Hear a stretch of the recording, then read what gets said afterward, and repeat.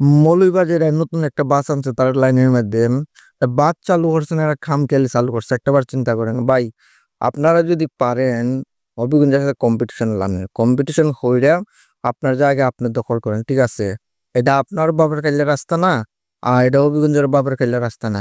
এটা সরকারি রাস্তা, সরকারি রাস্তা পারমিট দিয়ে সবাই গাড়ি চলে, চলাচল করে। আছে হবিগঞ্জের কিছু দোষ মানি আমরা, তারা অ্যাক্সিডেন্ট করে কোনো কোনো, এটা ড্রাইভারের দোষ। এটার জন্য পানিশমেন্টের দরকার আছে, এটার জন্য কঠোর হন। কিন্তু আপনারা মৌলভীবাজারে আপনারা আপনার কি ক্ষমতাশালী হয়েছেন চিন্তা করেন, আপনাদের এলাকায় আপনারা হবিগঞ্জে ঢুকতে দিবেন নি? এটা কোনো কথা? আপনাদের রোডে যেগুলো গাড়ির জন্ম নাই তখন থেকে তারা এবারে গাড়ি সার্ভিস দিয়ে আসতেছে।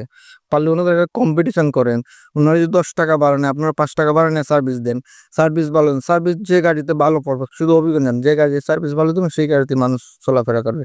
তো আজ এই ধরনের খামখেয়ালি মাতমাত্যা আর ভেজালের মাতমাতার কোনো দরকার নাই। পারলে কম্পিটিশনে নামেন, ভালো সার্ভিস দেন। এই গাড়ি আটকাই দিবেন, তারপরে হবিগঞ্জ দিন পরে গাড়ি আটকাই দিবেন, এটা কোনো কথা হইতে পারে? বলেন। তো তাই বলি, সার্ভিস আছে, যার সার্ভিস ভালো হইব তারই প্যাসেঞ্জার থাকবো। আর এই ধরনের মারামারি করে লাভ নাই।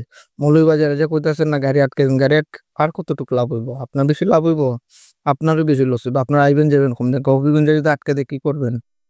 পারবেন না তাদের একটু ছিড়তে?